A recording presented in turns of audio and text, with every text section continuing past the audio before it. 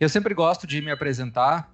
Eu sou um promotor de justiça que eu ainda estou no chão de fábrica, no enfrentamento à violência doméstica, então faço júri de feminicídio, saí de uma promotoria que atuava com violência, no enfrentamento à violência doméstica faz pouco tempo, 3 meses, então aturei durante os meus 8 anos no Ministério Público do Paraná nessa matéria, e eu tenho que, em razão disso, eu pude ver na prática onde estão alguns gargalos da nossa atuação enquanto promotores e promotoras de justiça.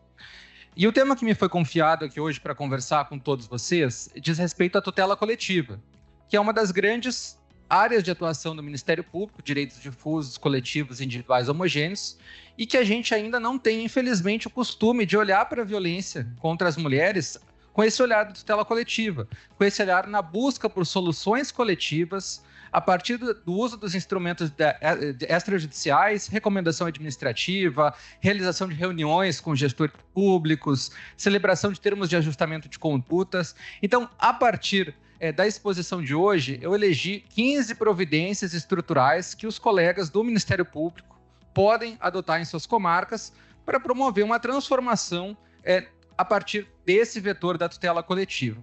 A gente sabe que, infelizmente, e como a doutora Luciana bem disse, os colegas que atuam no enfrentamento à violência doméstica contra as mulheres atuam com alto volume de demanda, muitas vezes não conseguem dar conta do que entra diariamente e, sobretudo, com aquela sensação de estarem enxugando gelo, muitas vezes.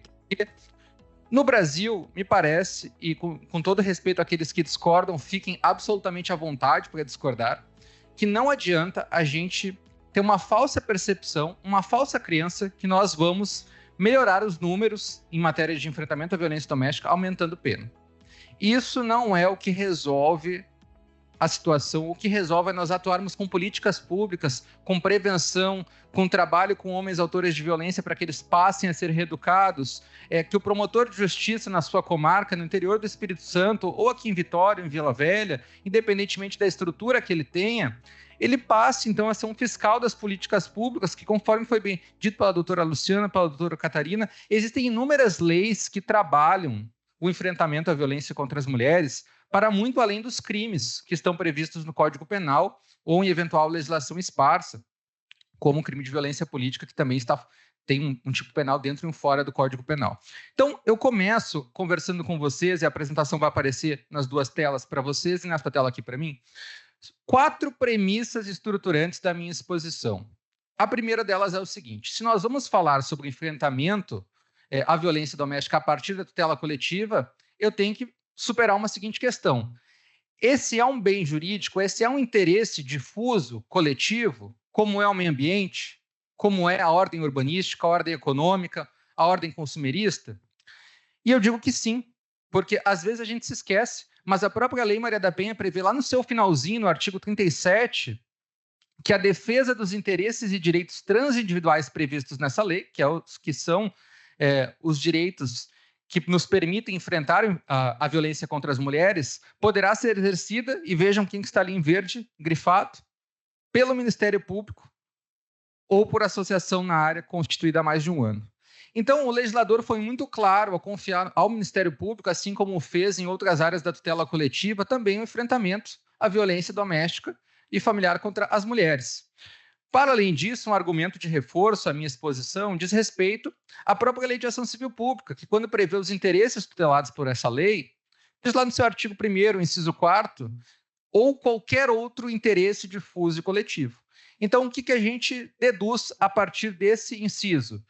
Que a gente realiza uma interpretação sistemática do artigo 37 da Lei Maria da Penha com o artigo 1º, inciso 4º da Lei de Ação Civil Pública, e conclui que o enfrentamento à violência doméstica e familiar contra as mulheres é um interesse difuso ou coletivo a partir de determinada política pública, e que tem, então, o Ministério Público a incumbência, ou uma associação constituída há mais de 1 ano, de atuar para que exista, então, uma sindicabilidade, um controle das políticas públicas em matéria coletiva. Bem, mas isso está me parecendo um pouco abstrato. Vamos lá, vamos prosseguir. Terceiro ponto, legitimidade do Ministério Público. Como se não bastasse a própria Lei de Ação Civil Pública e a Lei Maria da Penha, o STJ reconheceu em 2023 a legitimidade do Ministério Público para o ajuizamento de ação civil pública, que, para aqueles que são da sociedade civil e não estão familiarizados com o direito, a ação civil pública é uma ação ajuizada pelo Ministério Público, justamente em matéria coletiva, para tutelar direitos difusos, coletivos estrito sensu, ou individuais homogêneos. Então, nós temos uma decisão do STJ convalidando que o ordenamento jurídico já diz há muito tempo, desde, ao menos, da edição da Lei Maria da Penha, que vai fazer 20 anos no ano que vem. E agora eu chego no ponto principal da minha exposição, que é o ponto que ele casa com as exposições subsequentes à minha, que são as exposições sobre orçamento.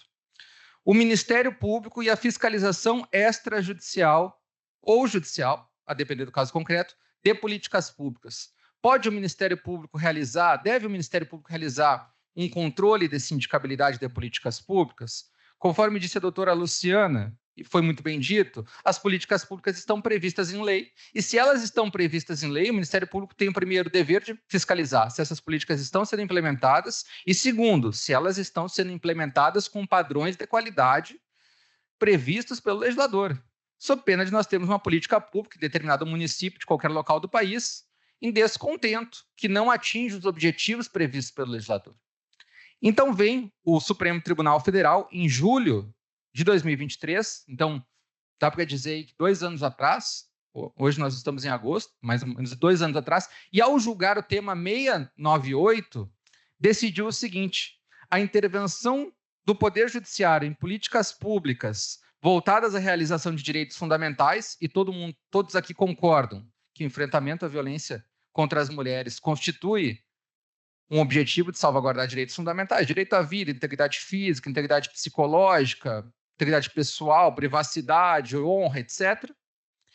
Em caso de ausência ou deficiência grave do serviço, não viola o princípio da separação dos poderes. E óbvio que se o Supremo diz que o Poder Judiciário pode intervir, o Poder Judiciário ele vai intervir a partir da provocação de alguém, porque o Poder Judiciário não pode intervir de ofício, em razão do princípio da inércia. E vem o Ministério Público, segundo a Lei Maria da Penha, e possui essa incumbência no enfrentamento à violência contra as mulheres, ser esse agente condutor que fiscaliza e fomenta a implementação de políticas públicas no combate à violência contra as mulheres. Bom, além disso, nós temos o artigo 26 da Lei Maria da Penha, e eu trago ali até um trecho de um texto meu, tem uma coluna no Jota, depois eu posso passar o link para vocês, que eu publico mensalmente textos sobre o enfrentamento à violência contra a mulher.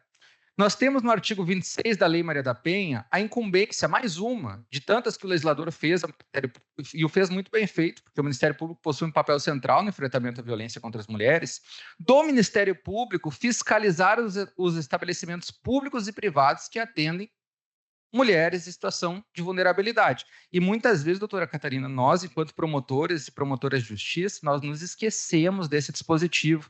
Claro que as medidas protetivas são o coração da Lei Maria da Penha, claro que a parte inicial sobre em quais hipóteses a Lei Maria da Penha é aplicada, nós devemos conhecer, mas nós temos que olhar para o final da lei, que é onde prevê a legitimidade do Ministério Público para a tutela coletiva, que é onde prevê que o Ministério Público deve fiscalizar esse entendimento, esses estabelecimentos, e eu coloquei ele no meu texto. A partir do mencionado dispositivo, abre-se um feixe de atribuições para o promotor de justiça, uma perspectiva coletiva e estrutural no enfrentamento à violência doméstica.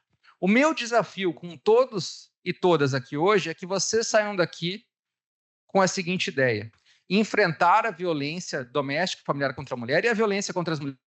Pessoal, a gente teve um problema técnico aqui, o pessoal que estava em vídeo não estava assistindo, então eu vou explicar rapidinho essa parte do áudio de novo. Peço escusas a vocês, é um problema. As tecnologias, muitas vezes, elas fogem ao nosso alcance, tá?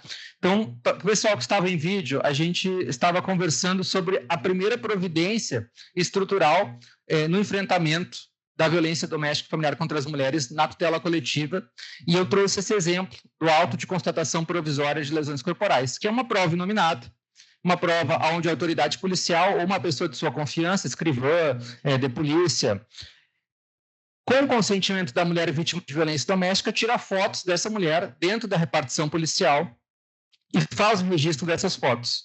E a importância do registro dessas fotos é porque muitas dessas mulheres, posteriormente à confecção do boletim de ocorrência, elas não vão fazer o laudo de exame de lesões corporais, e muitas vezes não porque elas não querem, mas porque o agressor está na saída da delegacia de polícia não permite que elas vão até o local desejado, porque não tem dinheiro para ir até o outro local, até o outro lado da cidade, está caindo uma chuva gigantesca, enfim. Então, com essa providência estrutural, nós resolvemos a questão do inquérito policial nas lesões corporais, porque o STJ vem admitindo justamente esse laudo, auto de constatação provisória de lesões corporais, como uma prova não repetível. Eu trouxe aqui até, depois desse material vai ficar disponível para vocês que estão assistindo online também, um julgado do STJ, onde o STJ admite as fotos tiradas na repartição policial logo após os fatos que revelam lesões aparentes e condizentes com um soco desferido na face da vítima. Está ali agravo regimental no habeas corpus 781-943. Tá? E nós falávamos de uma segunda possibilidade nos crimes que não deixam vestígios materiais, mas que são praticados por provas digitais, mediante redes sociais, mediante veículos, plataformas digitais, WhatsApp, Instagram, Facebook, enfim, X, que é o antigo Twitter, que sejam feitos também autos de constatação provisória dessas provas digitais e que o STJ vem admitindo a validade dessas provas, mesmo sem a realização de perícia, claro, se essas provas elas não forem produzidas de forma isolada no processo, elas precisam ser corroboradas, assim como a palavra da vítima, assim como todas as outras provas produzidas em qualquer processo penal. Então, foi essa parte da explicação que os senhores do virtual ficaram de fora, e agora eu volto, então, a explicar para todos os aqui presentes e também aqueles que estão no virtual. Segunda providência estrutural, limbo nos crimes de ação penal privada. Vejam que muitas vezes, o que acontece na nossa prática do dia a dia no enfrentamento à violência doméstica? Vai uma mulher até a delegacia de polícia, narra a existência de uma lesão corporal, de uma ameaça que agora virou incondicionada, não vou entrar aqui se isso foi bom ou ruim, tem dois posicionamentos, eu particularmente acho que deveria continuar sendo condicionada à representação, enfim, e narra também uma injúria, um xingamento. O que acontece em 99% dos casos, aqueles que têm mais tempo de Ministério Público que eu podem confirmar isso muito melhor que eu. O Ministério Público denuncia a lesão corporal, denuncia a ameaça e aquele crime contra a honra ele fica perdido ali. Por que isso acontece? Porque muitas das vezes as mulheres não sabem, em razão da vulnerabilidade jurídica, da falta de uma informação, que elas possuem 6 meses para ajuizar uma queixa-crime. Seja a partir da Defensoria Pública, seja a partir de um advogado. Então, é importante fazer na sua comarca um fluxo com as autoridades policiais, também com os serventuários do Poder Judiciário, oficial de justiça, por exemplo, para que as pessoas sejam avisadas, olha, a senhora, em relação à lesão corporal, em relação ao descumprimento de medida protetiva, ao crime de violência psicológica, o Ministério Público já ofereceu denúncia. Mas em relação a esse xingamento aqui que a senhora sofreu, isso aqui configura uma injúria. E a senhora vai precisar, então, ajuizar uma queixa-crime em 6 meses da data do fato, sob pena de esse crime não ser processado, de ele não ir para frente. Hoje, a realidade do Brasil inteiro é outra. A realidade do Brasil inteiro é que esses crimes ficam impunes e alguém pode estar se perguntando, mas por que é importante a gente processar esses crimes? Primeiro, porque em matéria de proteção às vítimas, e o Ministério Público vive esse momento, a gente tem que fomentar que tudo que as vítimas sofrem, elas têm uma justa reparação. E os tratados internacionais de direitos humanos, que o Brasil assinou em matéria de direito das mulheres, falam isso. E segundo, que muitas das vezes é possível a gente imaginar um caso concreto em que a lesão corporal, por algum motivo, resulte em absolvição, o mesmo ocorra contra a ameaça, e daí aquele sujeito seja condenado só em um crime contra a honra. E depois ocorre um outro crime mais grave, uma lesão corporal, vamos dizer assim, num episódio subsequente de violência, e ele já tem uma anotação na sua ficha criminal, que eleva a pena, porque é uma agravante, a reincidência e por aí vai. Então é bem interessante, depois eu posso passar também um modelo para os colegas que me assistem no virtual também, da implementação desse fluxo, porque hoje no Brasil inteiro o que acontece é que esses crimes eles ficam perdidos, ficam num limbo jurídico e nós do Ministério Público a gente não tem como atuar na persecução penal desses crimes, mas a gente tem como resolver a situação de uma perspectiva coletiva. Estou falando muito de questões criminais e daqui a pouco eu vou falar de questões cíveis, tá? Terceiro ponto, atendimento especializado em repartições policiais.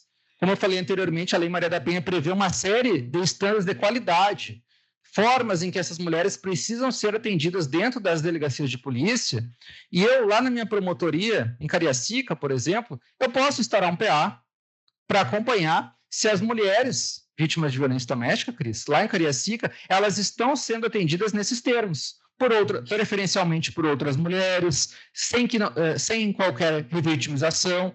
As doutoras que acompanham mulheres, às vezes, em delegacia de polícia, sabem que muitas vezes, eu não estou falando aqui de um caso específico do Espírito Santo e nem da Polícia do Espírito Santo, mas de uma maneira geral, existe esse déficit de atendimento a essas mulheres com perspectiva de gênero. E incumbe a nós, do Ministério Público, utilizar essa perspectiva da tutela coletiva, seja a partir de um inquérito civil, seja a partir de um procedimento administrativo para acompanhamento de políticas públicas, fiscalizarmos a qualidade desse atendimento a que essas mulheres estão sendo submetidas.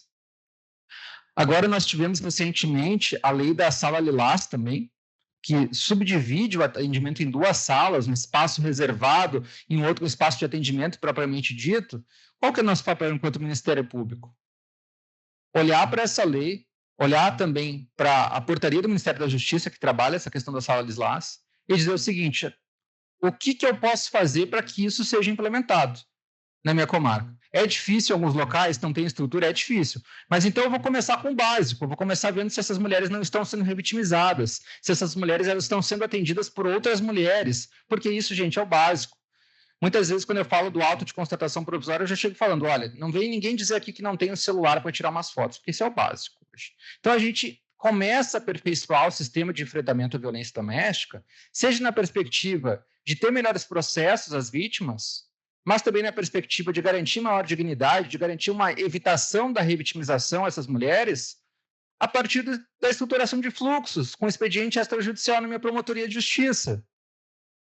Aqui eu trago um outro ponto, agora falando um pouco de direito à saúde, uma lei que muitas vezes é deixada de lado por nós do Ministério Público, atendimento especializado às mulheres vítimas de violência doméstica, lei do acompanhante, repartições no SUS e na assistência social. Passou, em julho do ano passado, no atual governo federal, uma lei que confere, então, que alterou a Lei Maria da Penha, conferindo atendimento prioritário às mulheres nas unidades de assistência social do Brasil inteiro. Vejam, então, essa é uma questão que ocorre em todas as comarcas do Espírito Santo. As mulheres de todas as comarcas do Espírito Santo, elas têm esse direito. Ele está sendo observado? Bom, aí cada um de nós, enquanto agentes do Ministério Público, tem que instaurar um procedimento, verificar se a situação está sendo observada. Muitas das vezes, como que a gente verifica que isso não está sendo observado? Porque chega uma mulher na promotoria de justiça e faz uma queixa. Olha, fiquei tantas horas num CRAM, num CREAS ou num CRAS e não fui atendida porque, claro, existem também outras prioridades legais, idoso com mais de 80 anos é super prioridade, a gente sabe disso.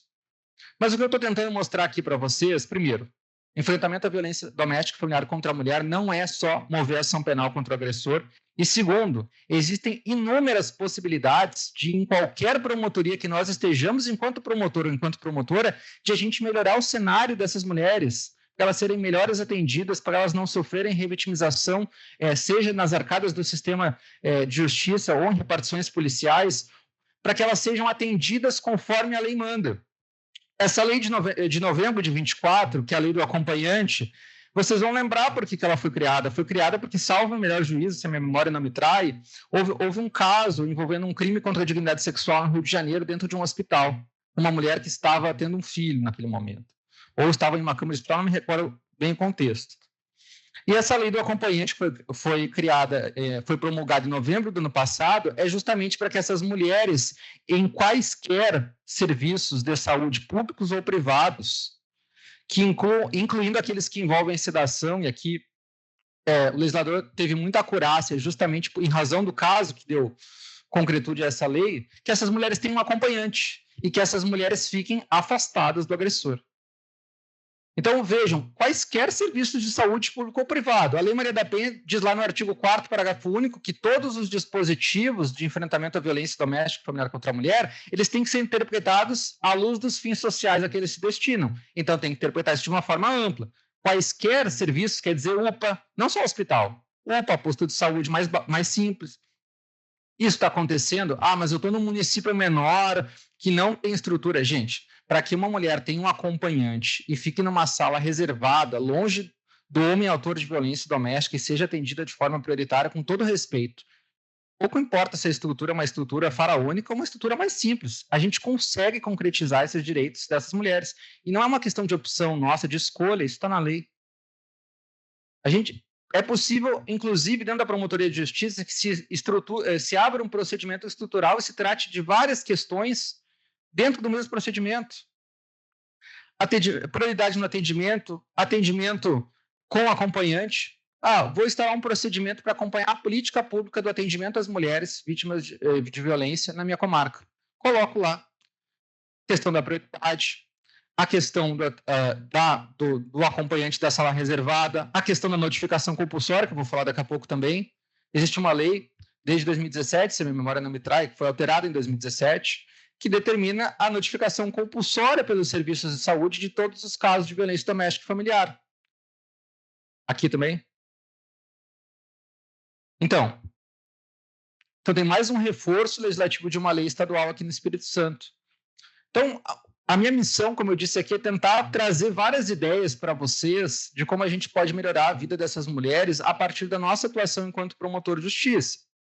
Que muitas vezes eu sei que o grande volume de serviço na violência doméstica acaba nos ganhando no cansaço, mas a gente não pode desistir e a gente tem que, então, trabalhar com isso. Trouxe ali o dispositivo da lei da notificação compulsória 2019, Já falei um pouco também sobre essa interpretação ampla do vocábulo serviços de saúde. Eu tenho que pegar essa expressão, interpretar de forma ampla em prol das mulheres e, se colocar ao fim e ao cabo, até farmácias seriam englobadas ali. Chegou uma mulher toda machucada em uma farmácia, aqueles funcionários daquela farmácia teriam o dever de notificar as autoridades judiciais e policiais, Então, a gente precisa parar um pouco, às vezes, respirar e se perguntar o que existe, o que vem sendo editado ao longo do tempo em matéria de legislação para que essas mulheres sejam protegidas. Porque não adianta, muitas vezes, a gente cobrar o governo federal, o Congresso Nacional, que vem editando uma série de leis, se eu lá na minha comarca não fiscalizo se essa política pública está acontecendo de forma verdadeira, de forma não só formal, mas material.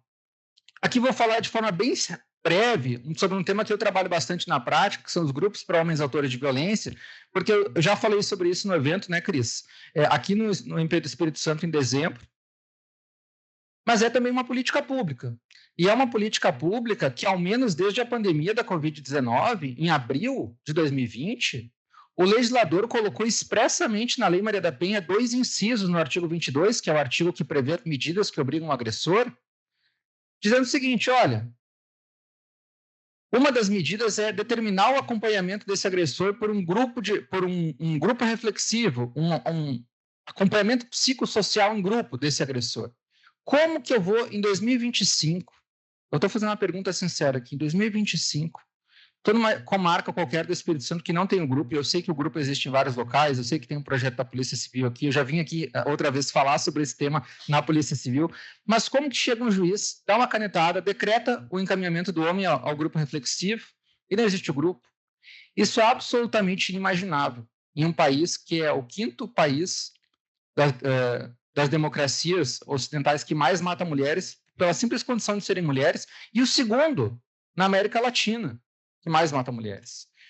E a gente sabe que esses trabalhos com homens autores de violência, eles têm uma taxa de sucesso superior a 90%. Se cada 100 homens que vão a essas reuniões, e vão obrigados no primeiro momento, mas depois eles percebem que seu comportamento é equivocado, uns se enxergam nos outros, percebem que é uma questão cultural, etc, etc, cada 100 homens, 91 não voltam a praticar violência doméstica contra a mulher. Será que, então, eu ficar olhando só para a ação penal, só para essa situação de denúncia, de forma, às vezes até um fordismo, que é tanto volume que a gente faz isso em escala, será que essa é a solução? Ou a solução é eu trabalhar políticas públicas, a solução é eu trabalhar com os homens autores de violência, estruturar isso na minha comarca? Então, até coloquei que o próprio STJ reconhece esses grupos de homens autores de violência como políticas públicas. Diz o ministro Rogério Schietti que esses grupos não possuem outros objetivos senão conscientizar os autores e supostos autores de violência doméstica a respeito de questões de gênero e, assim, tentar evitar a recidiva dos participantes. Então, o próprio STJ reconhece esse caráter de política pública. Agora, em 2025, nós tivemos duas decisões muito importantes. Uma que diz o óbvio, na verdade, mas no Brasil a gente vive tempos que a gente tem que dizer o óbvio, que esses homens podem ser encaminhados na medida protetiva, que isso não viola o princípio da presunção de inocência. E segundo, muito importante também, que mesmo que a mulher peça a revogação das medidas, que é possível, se o Poder Judiciário e o Ministério Público entenderem que é cabível no caso concreto, determinar a manutenção do homem no grupo reflexivo, ainda que as outras medidas sejam revogadas, porque é uma política pública e com isso ela é prestada com continuidade. Tá? Mas esse não é o tema principal da minha exposição, é só um exemplo.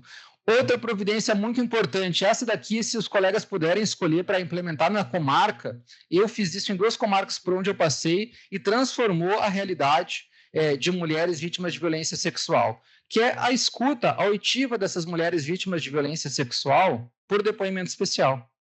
Vejam, todos sabem que a gente escuta crianças e adolescentes pela lei do depoimento especial e da escuta especializada. Isso ocorre desde 2017. Mas por que em 2025 a gente ainda escuta mulheres adultas vítimas de violência sexual em repartições policiais? Será que a gente não tem que se questionar se isso faz algum sentido? E vejam, eu sei que aqui tem DEANs super estruturadas, com perspectiva de gênero, mas primeiro, quando a gente pensa numa prática, a gente tem que pensar a nível nacional. Segundo, em nem todo local a gente tem a mesma estrutura, a gente não pode ficar ao sabor de ter uma DEA com perspectiva de gênero, etc, etc. Então, qual que é o raciocínio jurídico aqui? A gente pega o artigo 6º da Lei do Depoimento Especial da Escuta Especializada, que é uma norma de abertura do que o STJ chama de microsistema das pessoas vulneráveis, algo que foi reconhecido pelo STJ no conflito de competência 190.666. Esse microsistema das pessoas vulneráveis, ele permite o diálogo entre normas do direito da infância e da juventude, Lei Maria da Penha, Estatuto da Pessoa Idosa e Estatuto da Pessoa com Deficiência. Então, eu pego essa norma de abertura do artigo 6º da Lei do Depoimento Especial, que diz o seguinte: os casos omissos nessa lei serão interpretados à luz do ECA, da Lei Maria da Penha e de outras normas conexas, e trago para cá também os tratados internacionais de direitos humanos que o Brasil se obrigou a cumprir, principalmente 2 aqui: Convenção Interamericana de Belém do Pará e Convenção CEDAW, a Convenção da ONU sobre todas as formas de eliminação de discriminação contra as mulheres. E a partir desses tratados, a gente percebe que as mulheres têm que ser ouvidas de forma humanizada. Elas não podem ser ouvidas de qualquer jeito, em qualquer local, especialmente em uma grave violação de direitos humanos, como são os crimes contra a dignidade sexual, gente. E aqui eu trago, então, vantagens, para além dessa perspectiva arquitetônica normativa, de a gente realizar essa prática na comarca. Primeiro, não revitimização da mulher em audiência ou em delegacias de polícia. Por quê? Porque eu escuto essa mulher com um profissional da psicologia, as perguntas estão todas filtradas, essa mulher só vai dar o depoimento uma vez, isso é muito importante. Se ela der o depoimento na delegacia, ela vai falar no mínimo 2 vezes no processo, ao todo, uma na delegacia, uma no processo. Muito importante isso. Segundo, eu incremento a qualidade do meu depoimento. Eu tenho um depoimento feito por uma pessoa técnica, por um profissional especializado, seja para mover uma ação penal ou para promover o arquivamento. É possível que se faça um depoimento, a mulher diga, não, isso não aconteceu, etc, etc. Arquiva-se o processo, faz parte, tudo bem. Terceiro, a mulher é ouvida uma única vez, como eu falei anteriormente, respeita-se, então, o princípio da não repetitividade do depoimento especial. E, último ali, torna o direito mais humano às mulheres vítimas de violência sexual. Vocês vejam que eu pulei o penúltimo item, por quê? Porque é um caso concreto, que foi o caso em que eu apliquei pela primeira vez essa prática estrutural coletiva na minha comarca, que é uma comarca, era uma comarca chamada Campina da Lagoa, porque não estou mais lá, uma comarca que tem 12 mil habitantes. E eu coloquei ali, protege a vítima contra eventuais pressões externas para mudar o seu depoimento. Por quê? Porque você escuta essa mulher com o psicólogo, com o advogado junto, claro, do investigado, e depois essa mulher não é rolada na ação penal. O que aconteceu nesse caso de Campina da Lagoa, que foi onde eu atuei na minha entrância inicial, era o único promotor, e eu coloquei essa prática pela primeira vez em funcionamento. Veja que interessante, Cris. Eu já tinha combinado com o delegado de polícia, estruturado um fluxo, e também com a magistrada, que quando ocorresse um caso assim, nós faríamos dessa forma.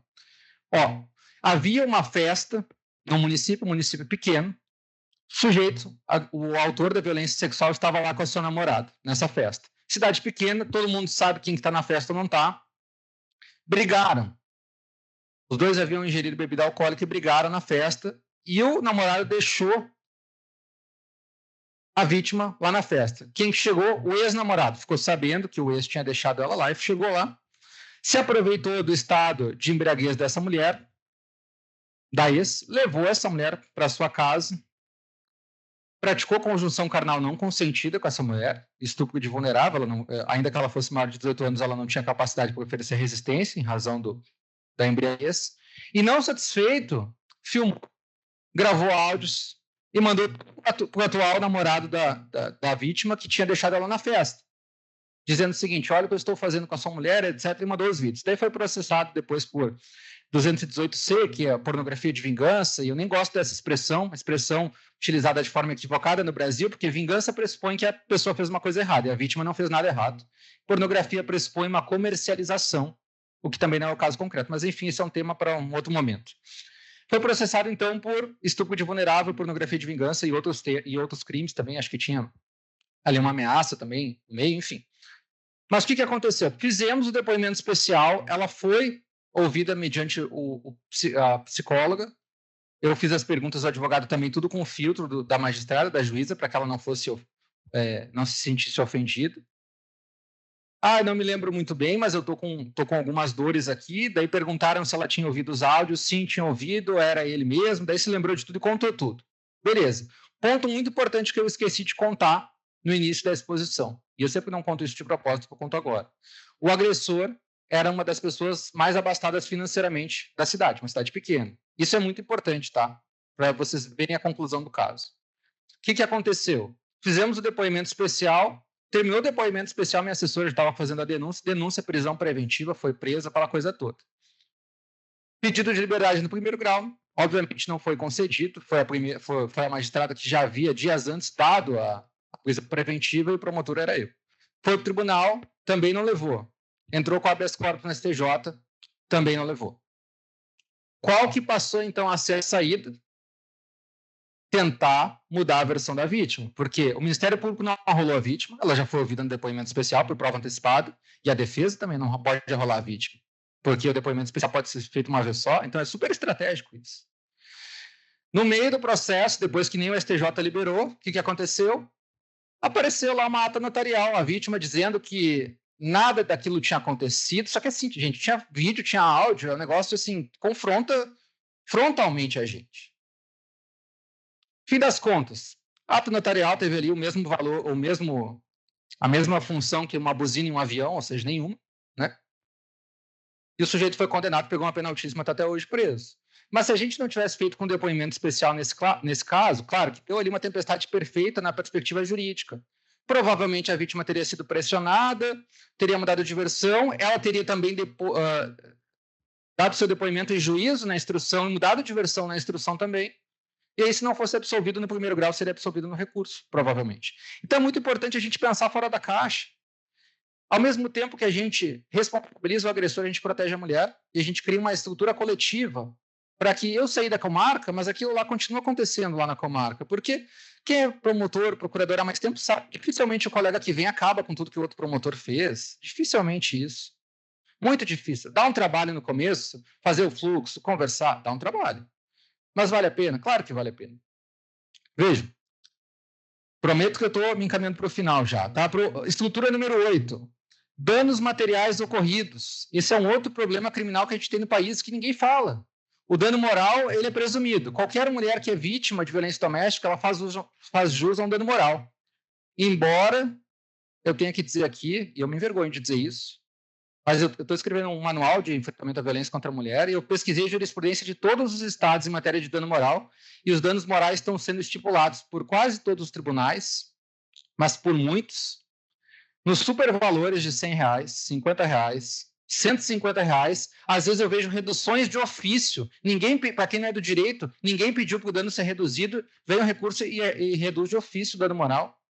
Um dano moral que a gente sabe, que segundo a doutrina, o STJ tem que ter função pedagógica, tem que inibir o agressor de praticar de novo aquela conduta, mas enfim, isso também eu começo a ficar revoltado. Atos patrimoniais, o que eu estou falando com isso? Mulher é vítima de uma lesão corporal, mas o sujeito quebrou a casa da mulher, invadiu a casa pela janela, quebrou a janela. Criar um fluxo com a polícia local, seja com a civil, para que digam o seguinte: olha, quando a senhora for, e com os oficiais de justiça, quando a senhora for na audiência, leve as notas de quanto a senhora gastou para arrumar aquela janela, para arrumar aquela porta, porque, gente, essas mulheres são, muitas delas, vulneráveis, e para elas arrumarem a porta da casa delas, a janela da casa delas, a geladeira que o sujeito quebrou, o celular que ele tomou e levou embora, e agora, finalmente, o Supremo vai julgar essa questão das escusas absolutórias, que a CONAMP judicializou. Eu pude fazer parte, inclusive, da pesquisa dessa ação. Enfim, esse também é um outro assunto que me revolta. Eu sou um revoltado, desculpe, mas um revoltado que quer mudar as coisas. Que bom. Então, vejam, estruturar um fluxo na comarca, chama o delegado e eles falam o seguinte: olha, quando vocês perceberem que é uma ocorrência, que o sujeito, além de machucar a mulher, quebrou a casa inteira, falem para essa mulher levar na delegacia as notas, falem para ela levar a nota do celular que ele quebrou, porque senão essas coisas passam batido. E o dano material não é presumido. Se a gente não tem as provas no processo, o Ministério Público não pode pedir essa reparação. Pode pedir, mas o juiz não vai dar. A gente tem que começar a pensar essas coisas. Protocolo não é não. Foi sancionado pelo atual presidente em dezembro de 23, quase no ano novo, ali, 30, 31 de dezembro de 23. Gente, o protocolo não é não, veio para o Brasil por conta do caso Daniel Alves, aquela situação toda em que houve lá em Barcelona uma atuação automática da casa noturna para salvaguardar aquela vítima, etc, etc. O que nós estamos fazendo com essa lei? Estou dizendo que tem que o promotor lá de uma cidade do interior do Espírito Santo chegar em todos os bares e começar a fazer TAC. Eu não estou falando isso, gente. Mas suponhamos que eu esteja numa cidade que tem uma danceteria. Eu sei que nessa danceteria que tem muitos casos de violência contra a mulher, então é com essa pessoa que eu vou começar. Eu vou chamar o proprietário na promotoria, vou instaurar um inquérito civil ou um procedimento administrativo, vou fazer um termo de ajustamento de conduta, para que ele tenha, nessa casa noturna, um protocolo. Com base no protocolo não é não, porque isso não é vozes da cabeça do promotor de justiça, do promotor, isso é uma lei, dizendo o que ele tem que fazer se uma mulher sofre um episódio de violência dentro das dependências da sua boate. E vocês sabem, gente, quem já trabalhou no plenário do Tribunal do Júri, quem já trabalhou ou trabalha em varas de violência doméstica, sabe, os casos de enfrentamento à violência contra as mulheres ocorrem muitas vezes em casas noturnas, em bares e restaurantes, e a gente tem aqui um grande instrumento de prevenção, porque, vejam, a gente conversava, inclusive, com a secretária no almoço, graças aos esforços de todos, em alguns ambientes a gente tem conseguido melhorar a cultura da população de que, ao menos, o homem autor de violência ele se sinta intimidado em fazer o ato naquele local. E vejam, estou falando isso e eu sei que o sujeito deu 61 socos no elevador, foi aquele caso horrível, né? Então, vejam, nem no elevador com câmera o sujeito para. Mas a gente precisa olhar para esse tema de uma forma coletiva. A gente precisa pegar todas as leis que a gente tem em matéria de tutela coletiva e expandir os tentáculos da rede de proteção, expandir a proteção dessas mulheres. E o protocolo não é não um caso muito clássico de algo que não tem eficácia social, como ao menos quanto deveria ter. A lei foi aprovada naquela situação toda, mas em quais estados a gente tem vários bares e casas noturnas cumprindo o protocolo não é não? Me encaminhando aqui para o final, falei que são 15 providências, então vou falar bem rapidinho. Direito à educação. Lei Maria da Penha prevê que as mulheres vítimas de violência doméstica, elas têm o direito que seus dependentes, filhos, sejam matriculados próximas do seu domicílio. Isso está sendo observado na comarca em que os senhores e as senhoras são promotores ou promotoras. A gente verifica isso. A gente sabe se os filhos dessa mulher... Vocês sabem que muitas dessas mulheres elas querem recomeçar a vida delas. Elas vão para outro local. E muito por que às vezes elas deixam de romper o ciclo da violência? Dependência financeira é um aspecto? Sim. Qual que é o segundo aspecto? Filhos. O sujeito ameaça a mulher dizendo que ela nunca mais vai ver os filhos. O sujeito diz que os filhos não vão conseguir matrícula no local para onde ela vai. Só que existe uma política pública prevista na Lei Maria da Penha de prioridade na transferência e compulsoriedade na matrícula. E a gente precisa, então, olhar para isso.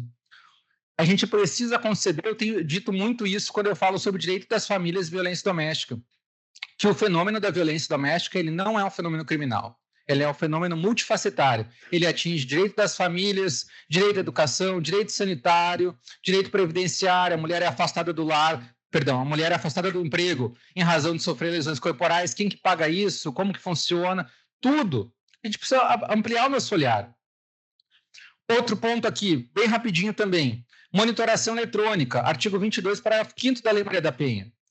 Foi colocado pelo legislador na Lei Maria da Penha agora em maio de 25.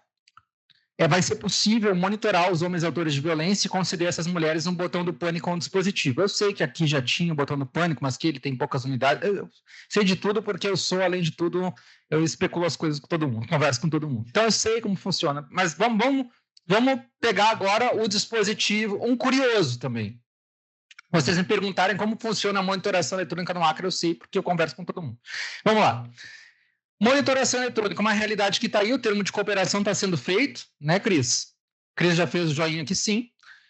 Mas e aí? Será que se eu estou lá numa comarca do interior, perto de Minas Gerais, e se eu chego lá e eu percebo que os botões do pânico que estão sendo concedidos às mulheres, eles não têm sinal?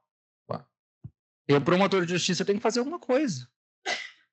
Então, controlar não só se a monitoração está sendo implementada e os botões do pânico estão sendo disponibilizados, mas os padrões de qualidade disso, funcionamento disso. Se olha, houve uma violação, em quanto tempo a polícia, a guarda municipal tem chego no local após a violação? Claro que esse é um cenário vindouro, porque a gente está em vias de implementação disso, é uma novidade na lei de maio de 25, mas é um cenário que está aí. E a gente estava indo para a Cris ontem na janta, que nós do Ministério Público nós temos que ter muito cuidado para não banalizar a monitoração eletrônica depois que estiver tudo funcionando.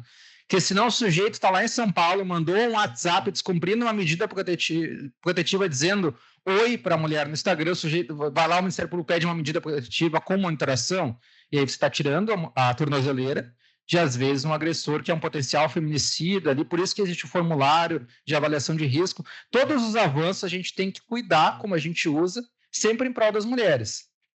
Porque certamente o Estado vai dizer, olha, reserva do possível, não tem tornozeleira para todo mundo, etc, etc. Então, tanto a monitoração quanto o botão do pânico, a gente tem que ter a acurácia, entender, com base na compreensão de risco das medidas protetivas, quais são as hipóteses que essa monitoração ela tem que ser postulada. Senão, daqui a pouco, não tem tornozeleira para todo mundo. Isso é um grande problema. Para Patrulha Maria da Penha, a mesma coisa. Minha curiosidade já foi resolvida ontem. Fiquei sabendo que em vários locais aqui tem Patrulha Lei Maria da Penha, inclusive pela Guarda Municipal.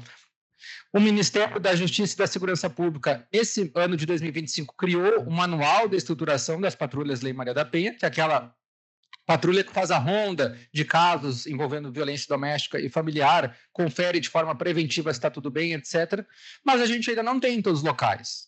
Então, por que eu, enquanto promotor de justiça, tenho a Guarda Municipal na minha comarca, lá perto de Minas, ou perto do Rio de Janeiro, enfim, eu tenho uma boa relação com o gestor, por que eu não instauro um PA para conversar com o gestor? Olha, será que, como tem um efetivo da Guarda Municipal aqui, quem sabe a gente não implementa a Patrulha Lei Maria da Penha, levo o manual do Ministério da Justiça e Segurança Pública desse ano, dizendo que o governo federal, inclusive, está fomentando que isso seja criado, e uma vez criado, eu tenho que verificar os padrões de qualidade, a patrulha está atendendo. A mulher liga, em quanto tempo, Cris, a patrulha chega? Eu tenho que verificar isso, porque muitas vezes no Brasil, infelizmente, e aqui eu não estou falando de nenhuma gestão específica, eu estou falando de uma maneira geral, de todos os níveis da federação, a gente tem a política pública formalmente instalada, mas ela não funciona. E aí que entra o Ministério Público, para verificar se essa política ela está em descompasso com os padrões de qualidade que o legislador idealizou. Aqui, de uma forma bem rápida também, auxílio aluguel. Eu já sei que não temos uma lei estadual falando sobre o auxílio aluguel, mas que alguns municípios já têm leis municipais trabalhando o auxílio aluguel. É uma situação que a gente precisa trabalhar também, porque desde outubro de 23 nós temos uma medida protetiva à vítima do auxílio aluguel, vai o juiz dar uma canetada e não tem auxílio aluguel. Será que isso é factível? A gente sabe que a dependência econômico-financeira ela é um dos fatores que impedem a mulher de romper o ciclo da violência. Então, vejam, há quem defenda, inclusive, que seria possível aplicar o auxílio aluguel sem regulamentação, com base na Lei Orgânica da Assistência Social, com o caráter de benefício eventual. Então, a gente tem que pensar em soluções de forma coletiva, para resolver as situações, tá? Aqui vou falar bem rapidinho também, penúltima providência, de uma lei de abril de 25, que visa a reconstrução dentária das mulheres vítimas de violência doméstica. Uma lei que é bem enxuta, mas é muito importante. Olha, obrigando as clínicas que fazem parte do SUS e hospitais públicos ou conveniados ao SUS a realizar a reconstrução dentária de mulheres que levam soco na face. Não poderia ter um exemplo, infelizmente, mais atual do que esse, né? Então, eu me deparo, enquanto agente do Ministério Público, com um caso desses. O que eu posso fazer? Olha, existe uma lei federal para isso. Vou instaurar um PA aqui, vou marcar uma reunião com o gestor, vou conversar, vou querer saber se o hospital que é conveniado ao SUS está fazendo isso, se não está, por que não está fazendo? E assim eu vou indo. E, por fim, não menos importante, a questão da cirurgia plástica reparadora de sequelas causadas no rosto por lesões corporais. Uma lei que é de 2015 e que prevê também as unidades do SUS contratadas e conveniadas o dever de que essas mulheres vítimas de violência doméstica, vítimas de violência de uma maneira geral, tenham uma reparação por cirurgia plástica aqui de reconstrução em razão das lesões causadas. Então, com essas 15 providências, tentei trazer para vocês um olhar coletivo do enfrentamento à violência doméstica, um olhar para muito além de acusação, daquele jeito, às vezes, em escala, em razão do alto volume que a gente tem.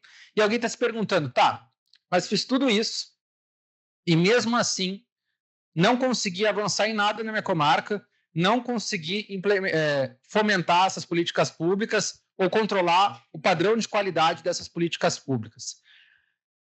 E a saída que a gente tem também aqui, e é uma saída que já é defendida pela doutrina também, e é uma saída a qual eu concordo, também defendo, é a seguinte. Vocês lembram que no começo da minha exposição eu disse que o Ministério Público foi incumbido pela Lei Maria da Penha de fiscalizar os estabelecimentos que atendem mulheres? E aqui praticamente eu falei de muitos locais que atendem mulheres ou que recebem essas mulheres.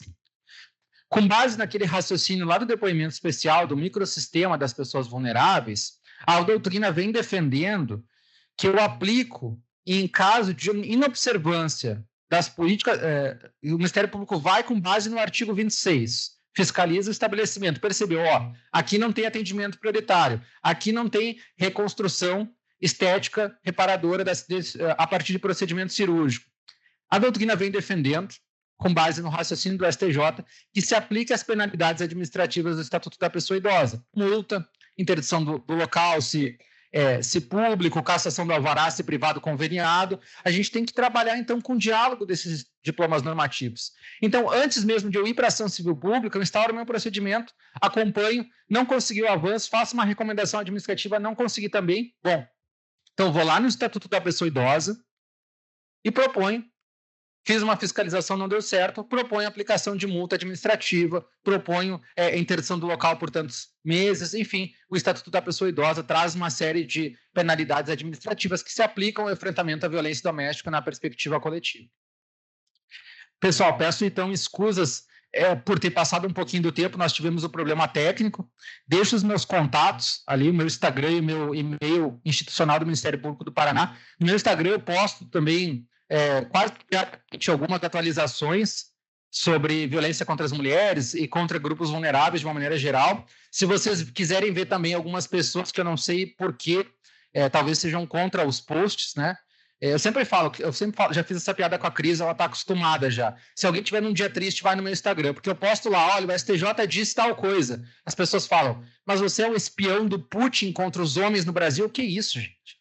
Mas eu juro, peguem o último post, que é um post sobre o caso dos 60 e poucos socos, que eu só fiz uma descrição do que o STJ entende sobre aquilo. Venham os comentários. Se vocês estiverem num dia ruim, pelo menos dá para rir um pouco. Gente, muito obrigado pela atenção de vocês. Foi um prazer estar aqui com vocês hoje.